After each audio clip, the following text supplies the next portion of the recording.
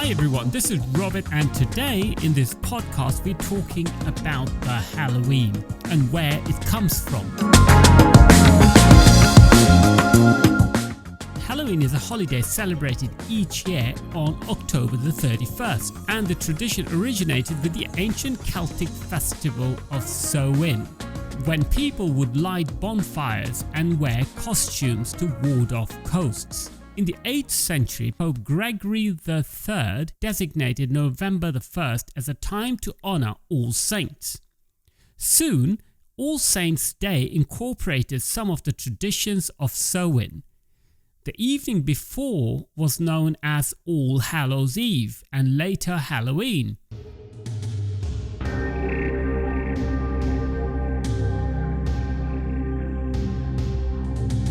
Over time, Halloween evolved into a day of activities like trick-or-treating, carving jack-o'-lanterns, festival gatherings, donning costumes and eating treats. Ancient origins of Halloween. Halloween origins date back to the ancient Celtic festival of Samhain, as I was saying earlier. The Celts, who lived 2,000 years ago, mostly in the area that is now Ireland, the United Kingdom and northern France, celebrated their new year on November the 1st. This day marked the end of summer and the harvest and the beginning of the dark, cold winter, a time of year that was often associated with human death. Celts believed that on the night before the new year, the boundary between the worlds of the living and the dead became blurred. On the night of October the 31st, they celebrated Samhain, when it was believed that the ghost of the dead returned to earth. In addition to causing trouble and damaging crops, Celts thought that the presence of the otherworldly spirits made it easier for the Druids, or Celtic priests, to make predictions about the future. For a people entirely dependent on the volatile nature, these prophecies were an important source of comfort during the long dark winter.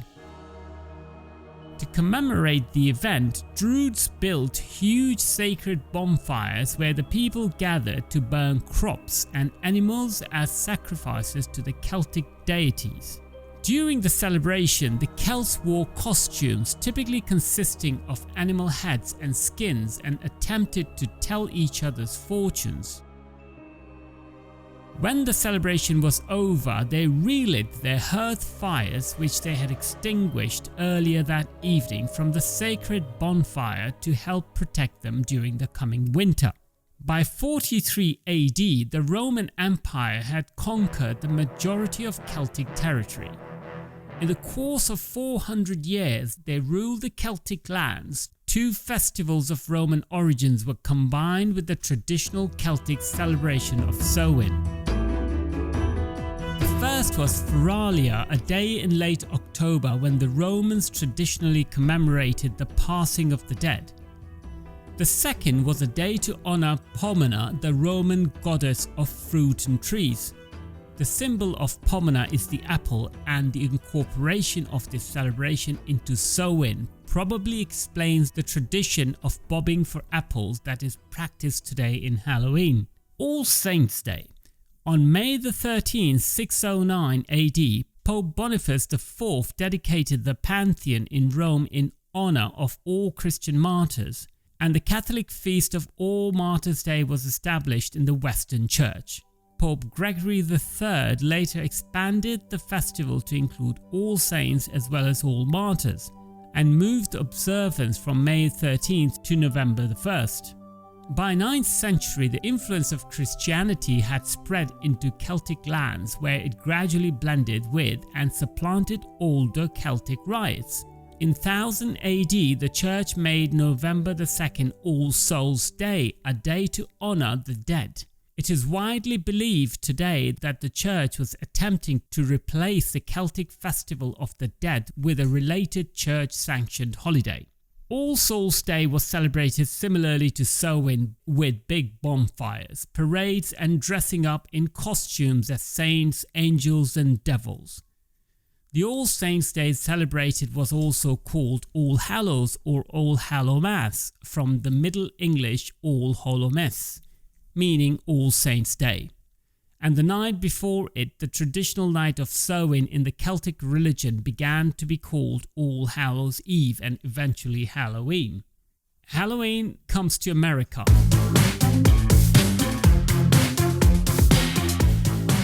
The celebration of Halloween was extremely limited in colonial New England because of the rigid Protestant belief system there. Halloween was much more common in Maryland and the southern colonies. As the belief and customs of different European ethnic groups and the American Indians meshed, a distinctly American version of Halloween began to emerge.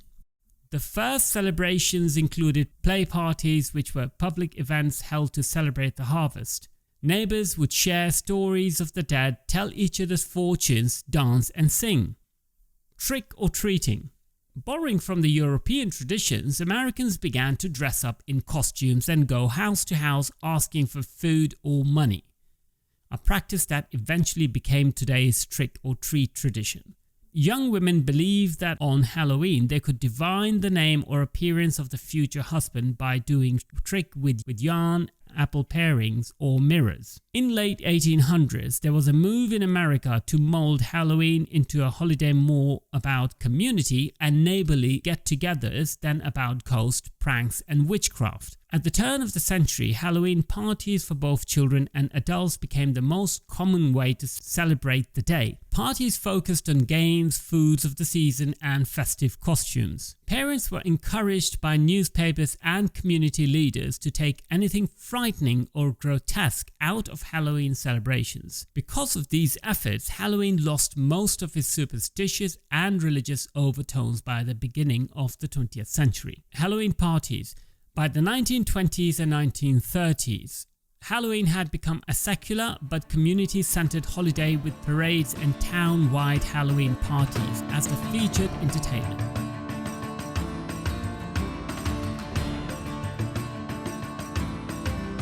Despite the best efforts of many schools and communities, vandalism began to plague some celebrations in many communities during this time. In 1950s, town leaders had successfully limited vandalism and Halloween had evolved into a holiday directed mainly at the young.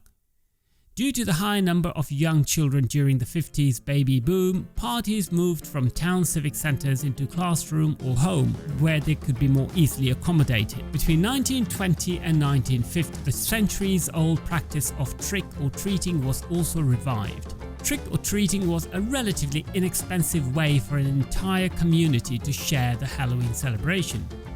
In theory, families could also prevent tricks being played on them by providing the neighborhood children with small treats. Thus, a new American tradition was born and it has continued to grow.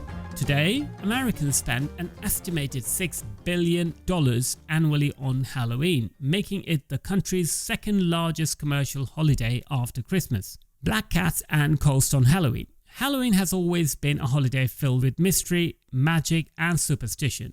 It began as a Celtic end of summer festival during which people felt specially close to deceased relatives and friends. For these friendly spirits, they set places at the dinner table, left treats on doorsteps and along the side of the road, and lit candles to help loved ones find their way back to the spirit world. Today's Halloween ghosts are often depicted as more fearsome and malevolent, and our customs and superstitions are scarier too. We avoid crossing paths with black cats, afraid that they might bring us bad luck. This idea has its roots in the Middle Ages. I hope you like this short description of how the Halloween came about. I wish you a very good day, take care and peace.